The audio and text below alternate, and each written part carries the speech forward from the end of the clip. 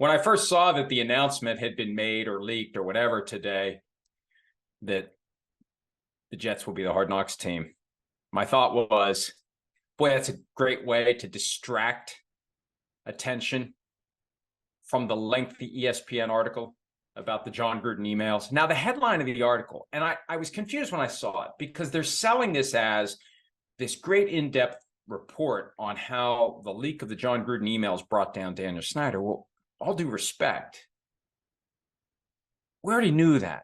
Anybody who was paying attention knew that Dan Snyder was free and clear. They had brushed the Beth Wilkinson investigation under the rug. They had essentially given Daniel Snyder a slap on the wrist. They didn't force him to sell the team, even though Wilkinson would have recommended it in writing if they had asked for written recommendations. It was done. It was over. He had escaped. The Gruden emails gave the story renewed life, and it got Congress on the case.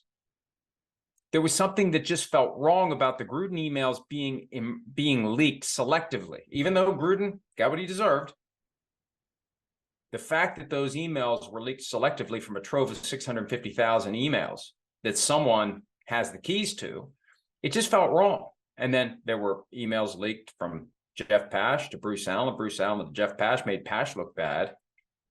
But the bottom line is, if you were following the story, you were aware already that the leak of the Gruden emails was the first domino in a chain that ultimately resulted in Daniel Snyder reluctantly selling the team. I think the far bigger impact of this story, even though it's not presented that way, it's not sold that way. After I read the whole thing, and I did read the whole thing,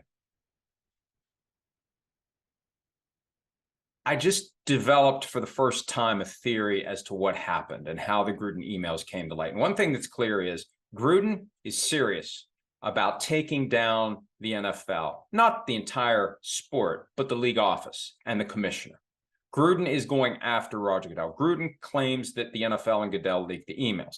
Now, some have suggested that Dan Snyder is the one who leaked the emails. But I think what happened, and this is just my opinion based upon reading the report from ESPN and being involved every step of the way in the twists and turns, this is a great way to take a step back and consider what's going on here, or what went on, or what might have gone on, because I still don't know. And we'll only find out if Jon Gruden's lawsuit is permitted to proceed in open court and he's allowed to engage in discovery and find out through the use of forensic digital experts who will go in and piece together email accounts and text messages and come to a conclusion pretty clearly as to where that electronic footprint leads and who is it that sent the emails first to the Wall Street Journal and then to the New York Times. You're never going to get it from the Wall Street Journal and the New York Times, but you will get it electronically from whoever communicated it to them. My thought was that Snyder leaked the emails to the league office as sort of a clumsy peace offering, knowing that there's friction and tension between Roger Goodell and Jon Gruden has long been an irritant of Roger Goodell. And some of that comes through pretty clearly in the ESPN story. So Snyder gift wraps the Gruden emails and gives Goodell a way to push Gruden out of the league for good. That's when the league uses the media. Again, this is just a theory. The league uses the media to activate this plan to get rid of Gruden. And it was a two-step process. We all saw it coming. Step one, the DeMaurice Smith email was leaked to the Wall Street Journal. And the ESPN report has quotes from a phone call between Roger Goodell, Jeff Pash, and Mark Davis, the owner of the Raiders, basically with Goodell and Pash saying to Davis, what are you going to do about this? You need to do something about this. And at one point, reportedly, from the ESPN article, Goodell says, more emails are coming. Well, how's he know that? Does he know that the New York Times already has it? Is he just guessing accurately? Or was it a warning? Was it a message that Mark Davis failed to properly appreciate and act upon? Hey, Mark, you better do something now because it's only going to get worse. So you may as well just do it now before it gets any worse. So what happens? The email comes out on a Friday. They have this conversation, reportedly. Mark Davis tries to find a way to keep Gruden. And then Monday, 3 days later, here comes more emails. And by Monday night, Jon Gruden was out.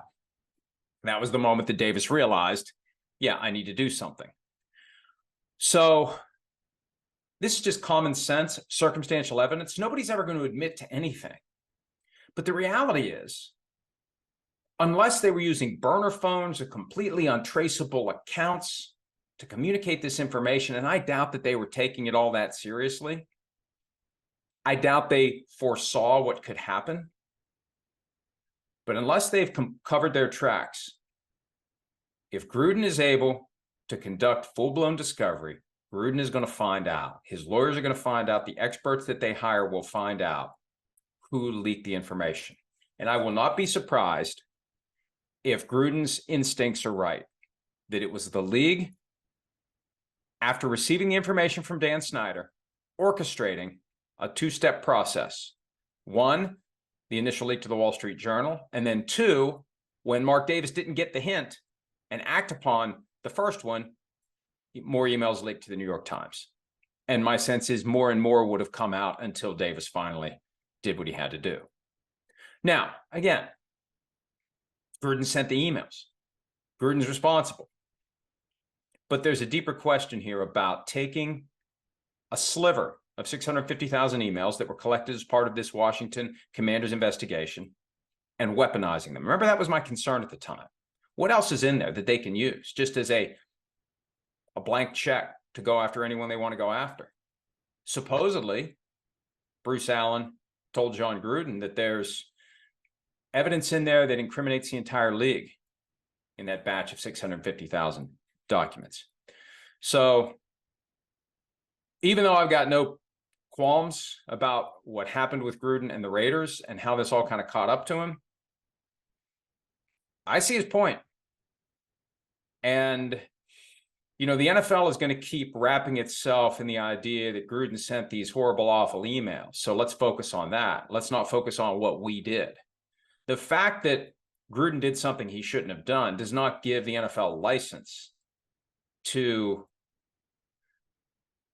use those things in a way that bring a guy down, calculated to bring him down, strategically targeted in order to take him out.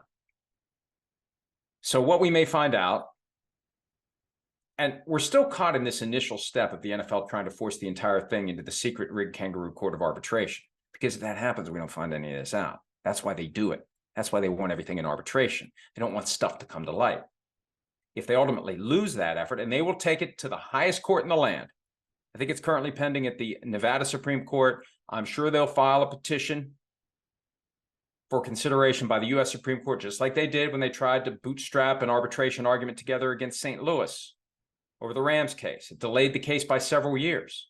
But then once the Supreme Court decided not to take the case, that laid the foundation for the eventual settlement of the claim, because they didn't want all that coming out. Now, they did take some discovery, and there was some unfortunate stuff that came out that proved that there was lying and more lying and more lying that was occurring by the Rams and by the league office.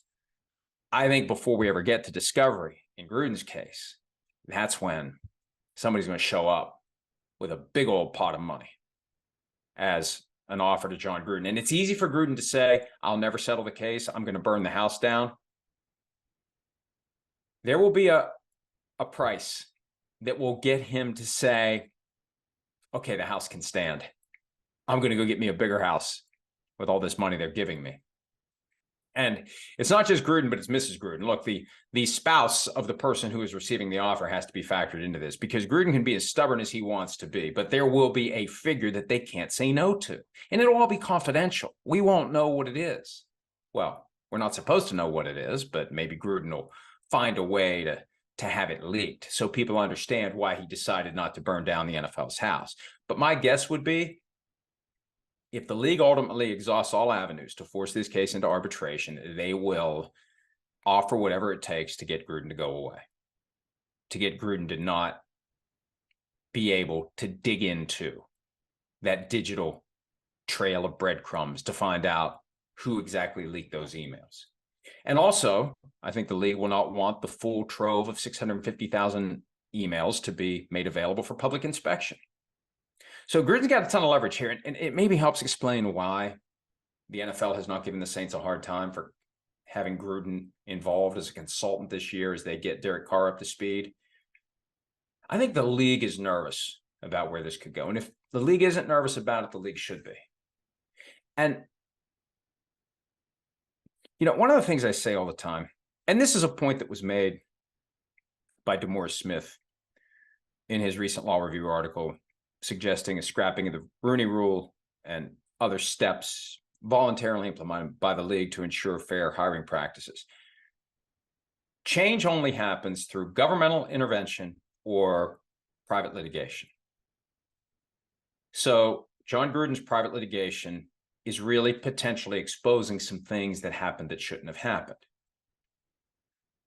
You have to wonder if he can prove that the league specifically used those emails as part of a plan to force Mark Davis to fire him. And if he can prove that the league made the initial leak to the Wall Street Journal and then said to Mark Davis, essentially, you better get rid of this guy or we're going to leak even more. I don't know how to put this delicately. At some point, you have to wonder when a prosecutor with jurisdiction over these matters is going to start looking at whether or not any criminal laws, federal or state, were violated. If there was some sort of an effort to strong-arm Mark Davis into firing Jon Gruden. The word extortion eventually comes into play here. Using that leverage, using that threat that was actually a promise. If you don't do something, more emails are coming. Mark Davis didn't do anything. More emails came.